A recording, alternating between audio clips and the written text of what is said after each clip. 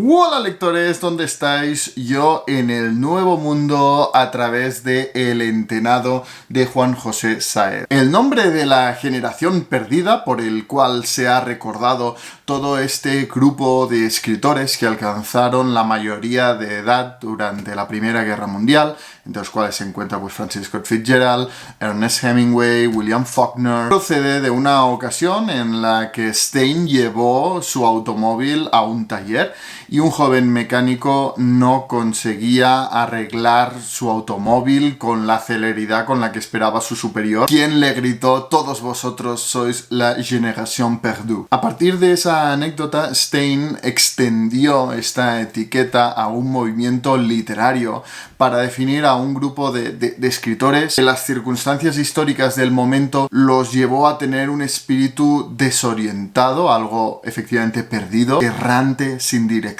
Y aunque ciertamente siempre será esa generación la que será recordada como la generación perdida, se puede decir que cada tiempo tiene su propia generación perdida. Esa generación de jóvenes inquietos, bohemios, que buscan superar, romper los esquemas de los artistas, en el caso que nos ocupa, los escritores precedentes. Siempre hay un grupo de jóvenes marginados, condenados por los que la clase dominante respeta como intelectuales o los mejores escritores de la época, que se rebelan con todo el espíritu y el ímpetu de la juventud contra lo establecido. El libro del que os quiero hablar hoy, que fue una de mis mejores lecturas del año pasado, uno de los libros que más me intimidaban y que por fin pude leer, retrata y nos acerca a la que seguramente ha sido una de las últimas generaciones perdidas de la literatura. Hoy os quiero hablar de Los detectives salvajes de Roberto Bolaño, que hacía muchísimo tiempo que tenía pendiente, pero era eso, era un libro que me intimidaba muchísimo, también por su extensión, por la promesa de su complejidad estilística, pero finalmente la insistencia de Nil Furcada, un booktuber también andorrano, que os recomiendo muchísimo, os dejaré sus vídeos por aquí arriba. Me acabaron de convencer y me dieron el último empujón para enfrentarme al reto, al desafío de leer este libro. He esperado mucho para hacer esta reseña, lo leí a principios del 2023, pero acabé con la cabeza hecha un lío, con la sensación de no haber acabado de disfrutar muchísimos aspectos de la novela, pero a la vez de estar ante una obra maestra incontestable que ha dejado algún tipo de huella en mí. Dije, tienes que reposarlo, y así lo he hecho.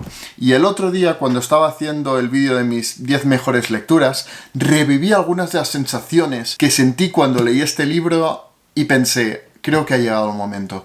Creo que ya puedo hablar de una forma mínimamente coherente de este libro inclasificable. Y en este vídeo os lo quiero contar todo. Bienvenidos a Trotalibros.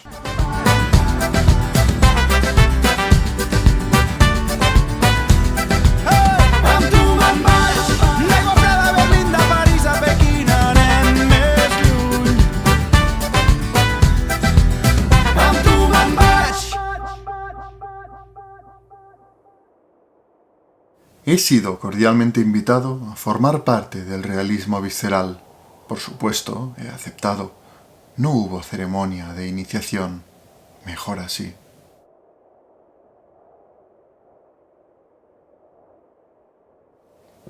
A ver, ¿cómo hago yo esta reseña? Publicada en el año 1998, Los detectives salvajes, la quinta novela de Roberto Bolaño, fue simplemente un milagro, porque sus obras eran de todo menos comerciales, siempre se movía en los márgenes, a través de juegos metaliterarios, estructuras diferentes, buscaba siempre superar de formas originalísimas los supuestos límites de la novela. Sin ir más lejos, en su libro La literatura nazi en América, es un estudio de la vida y obra de diferentes escritores americanos relacionados de alguna manera con el régimen nazi, que simplemente no existieron nunca. Ninguno de esos escritores, ni las obras que comenta este libro, existieron. Era todo en la imaginación. Para que veáis cómo Roberto Bolaño siempre escribía historias diferentes a través de formas indirectas, a través de juegos y técnicas narrativas. Y en este sentido, Los Detectives Salvajes no era diferente, y sin embargo le dio reconocimiento al ganar los prestigiosos premios Herralde y Rómulo Gallegos. Así pues, el reconocimiento, el éxito, le llegó muy tarde a Roberto Bolaño, pero fue gracias a Los Detectives Salvajes, que fue publicado originalmente por Anagrama, así como la mayoría de su obra, pero en 2016 hubo un polémico cambio de editorial de toda la obra de Roberto Bolaño, habiendo ya fallecido él, y a pesar de la gran relación que lo unía a Jorge Herralde, el editor de Anagrama, su viuda, así como la agencia que gestionaba sus derechos, apostaron por un cambio radical y sacarle los derechos a Anagrama y publicarlos en Alfaguara, que actualmente es la editorial en español de toda la obra de Bolaño. Y bueno, el tema de las cubiertas de Alfaguara para Roberto Bolaño, yo no sé. ¿Por qué, señor? ¿Por qué? La de Los Detectives Salvajes todavía, pero la de 2666. Yo este libro lo encontré de segunda mano y estuve a punto de tirarlo a la basura de asco por esta mancha que hay por aquí, que me dije... Pero que no, que es así. Que es que ellos decidieron poner esa mancha aquí. No sé, en fin, tampoco es que Anagrama sea un genio de la estética en sus cubiertas, pero lo que han hecho Alfaguara con Bolaño a mí me parece de juzgado de guardia.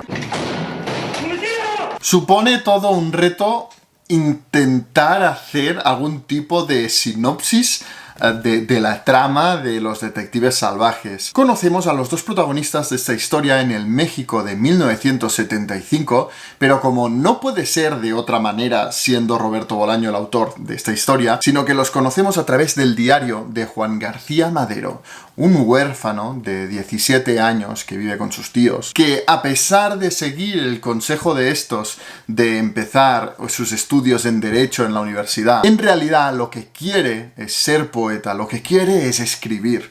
Y esto lo lleva a entrar en un grupo de jóvenes poetas y escritores que forman parte de un movimiento literario y estilístico llamado el realismo visceral. Un movimiento literario, por otra parte, del todo imaginario, inventado por el propio Roberto Bolaño, pero que viene a simbolizar, a representar el infrarrealismo, que sí fue un movimiento literario del que Roberto Bolaño formó parte en su juventud en México. Y son los dos fundadores, promotores y líderes de este movimiento, de este grupo, los protagonistas de esta historia. Dos personajes que, como el propio realismo visceral, viven los márgenes. Por un lado tenemos a Ulises Lima, inspirado en Mario Santiago Papasquiaro, el mejor amigo de Roberto Bolaño, que es un poeta mexicano. Y por otro tenemos a Arturo Belano, un poeta chileno exiliado en México en tiempos de Pinochet, que es claramente el alter ego del propio Roberto Bolaño. De hecho, llama la atención la semejanza entre el apellido de Bolaño y Belano, y por el otro el del nombre de Arturo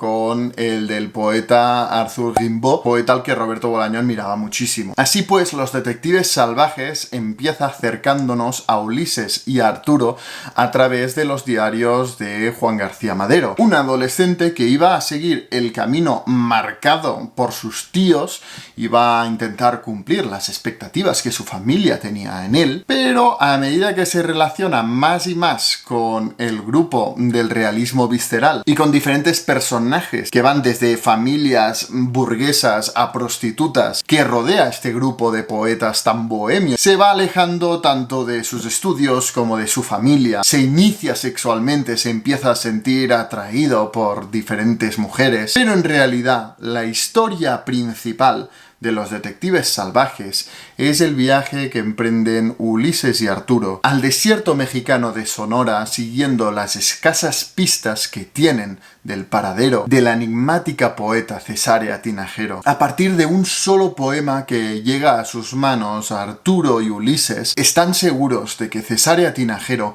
fue la creadora original del movimiento artístico que los representa, el realismo visceral. Pero tras la revolución, Cesárea Tinajero desapareció del mapa y ha quedado relegada en el olvido. Todas las personas a las que entrevistan y que saben algo de Cesárea Tinajero apuntan hacia el desierto de Sonora, y ahí que van Arturo y Ulises, accidentalmente acompañados por el último integrante del realismo visceral, Juan García Madero, y una mujer. Lo que ocurre en esa búsqueda, en ese viaje al desierto de Sonora, condena a los protagonistas de esta historia a un viaje constante por todo el mundo durante más de 20 años. Esta seguramente sería la forma más ajustada de intentar aproximarnos a la trama, a la historia de los detectives salvajes, aunque es tan incompleta como irrelevante sería intentar cubrir todo lo que ocurre en esta historia. Y esto me lleva a lo que realmente me fascinó de los detectives salvajes. Durante la lectura, lo que me atraía más de este libro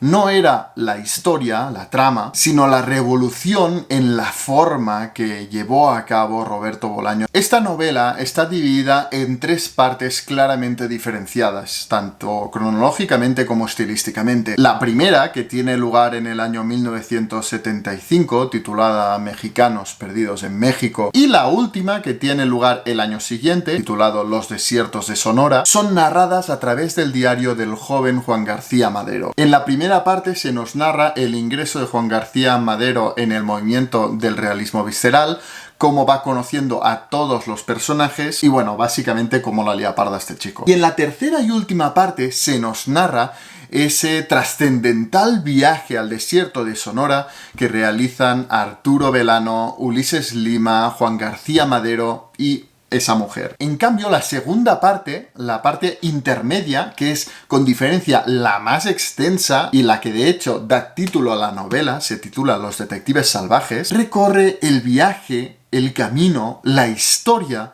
de Ulises Lima y Arturo Belano del año 1976 a 1999. Esta parte supone un cambio brusco en la novela en cuanto a estilo se refiere. La historia pasa de un estilo epistolar, el del diario de Juan García Madero, a un rompecabezas de diferentes testigos, repleto de juegos metaliterarios y laberintos borgianos. El resultado de la estructura por la que optó Roberto Bolaño para esta novela es que conozcamos a Ulises Lima y a Roberto Belano a través de los ojos de Juan García Madero al principio de todo, pero justo cuando están a punto de emprender ese viaje, la acción se nos detiene y pasamos a recorrer durante cientos de páginas y a través de decenas de testigos que en algún momento coincidieron con alguno de estos dos poetas protagonistas, las consecuencias que se derivan de ese viaje. Pero mientras leemos esa segunda parte, todavía no sabemos qué ha ocurrido en ese viaje. ¿Qué encontraron? ¿Encontraron a Cesárea Tinajero? ¿Qué pasó en ese viaje para que Ulises y Arturo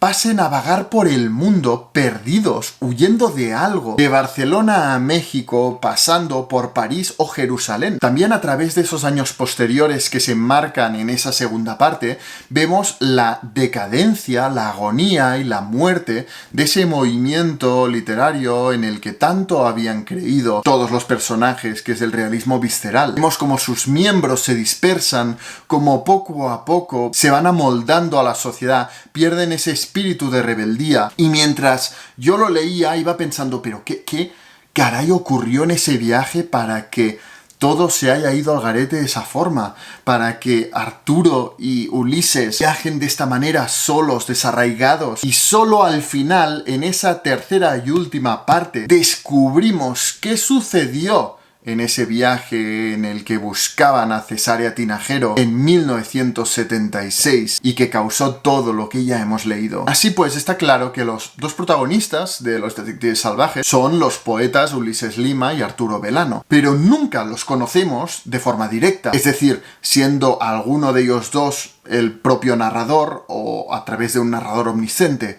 Siempre los conocemos de forma indirecta, sea a través del diario de Juan García Madero en la primera y tercera parte, o sea a través de todos los testigos que se suceden en la segunda parte. Personas que coincidieron un instante o durante meses enteros con Ulises o con Arturo y que nos narra a través de su propio registro, a través de su propia subjetividad, su visión de alguno de estos enigmáticos protagonistas o ambos rumbos. Esto me recordó a lo que hace Wajdi Mouawad en Anima, pero Wajdi Mouawad lo hace a través de animales. Narra el periplo de su protagonista a través de diferentes animales que coinciden en algún momento con ese protagonista. Esto aporta un aura de complejidad, de misterio, de enigma sobre los dos protagonistas. Este coro de voces de la segunda parte me llegó a recordar a autores como Juan Rulfo y hasta Patrick Modiano, porque es a través de esas voces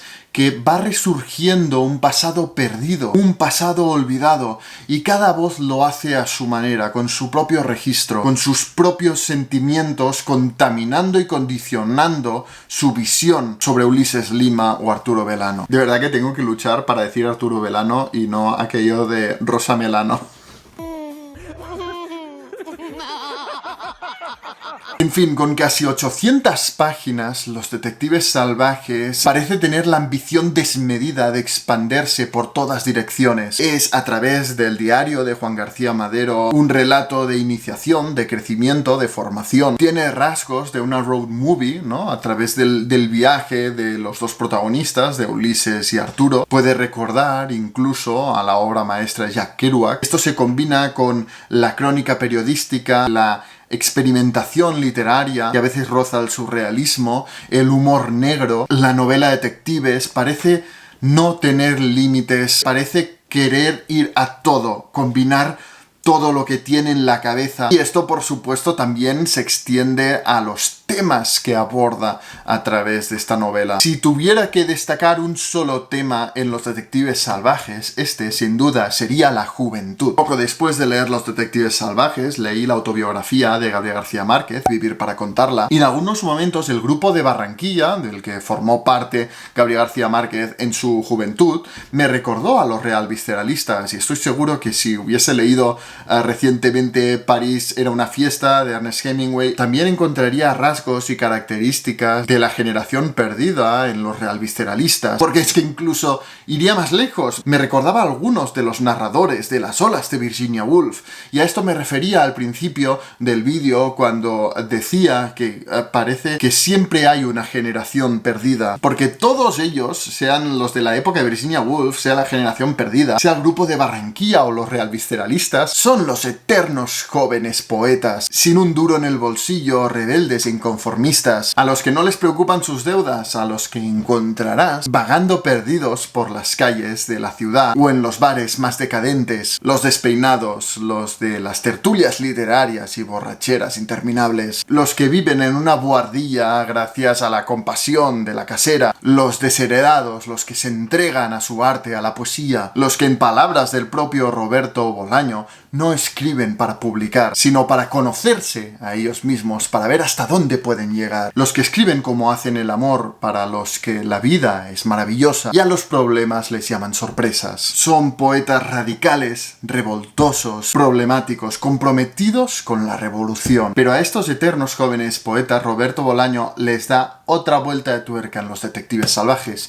Y es que aquí no se limita a admirar la fuerza y la libertad de la juventud, sino que se aproxima a ella a través de la nostalgia y melancolía de saberla perdida para siempre. Y esto es lo que me lleva más a Patrick Modiano. En todo momento, los integrantes del realismo visceral, y de forma muy especial Arturo Belano y Ulises Lima, se muestran casi como fantasmas. Fantasmas que creen en algo que ni siquiera acaban de entender. Muchos de los integrantes del realismo visceral reconocen no saber exactamente qué es el realismo visceral. La búsqueda obsesiva, tenaz, que se narra en Los Detectives Salvajes es la búsqueda de una generación desarraigada que, perdida en el vacío, en la nada, ya solo le queda el eco de ese pasado fantasmal en el que creían fervientemente en algo. ¿Qué es el realismo visceral sino un movimiento fallido? Una derrota cuya única conquista fue la de esos jóvenes que le entregaron su ímpetu. Pero más allá de esa juventud perdida, Los Detectives Salvajes, por supuesto,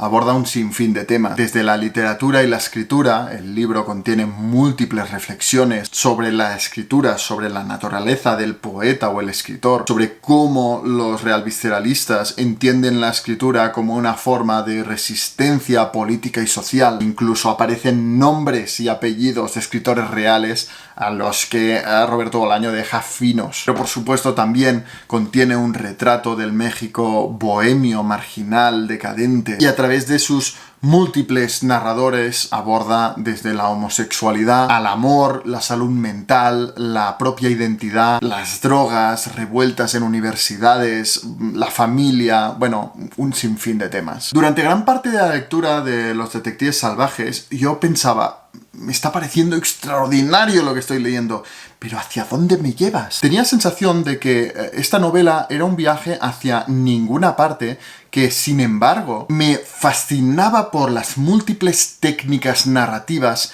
que emplea Roberto Bolaño en ella, y sobre todo por la estructura descomunal que despliega. En este sentido me recordaba incluso a Mario Vargas Llosa, ¿no? Un libro que no brilla tanto por el qué, sino por el cómo. Cómo de forma indirecta el autor te va acercando a la historia, a los personajes, y esa forma te asombra mucho más que la propia trama. Pero después de reposar la lectura y darle muchas vueltas, he llegado a la conclusión que lo que hizo Roberto Bolaño es querer convertir la experiencia de la lectura de Los Detectives Salvajes en lo mismo que nos narra, ese viaje hacia ninguna parte. La sensación que te deja la lectura de Los Detectives Salvajes cuando lo has terminado de leer y lo cierras es que acabas de leer una obra maestra de la literatura. Seguramente de lo que yo he leído, la obra que se acerca más a Los Detectives Salvajes es El Rayuela de Julio Cortázar, publicado más de 30 años antes que Los Detectives Salvajes. Ambas son lo que Julio Cortázar bautizó como la contranovela. Ambas son innovadores y originales experimentos literarios que abordan las complejas relaciones entre los diferentes miembros de un movimiento artístico literario, los realvisceralistas en Los Detectives Salvajes y el Club de la Serpiente en Rayuela. Al final, después de todo el tiempo que ha pasado desde que terminé de leer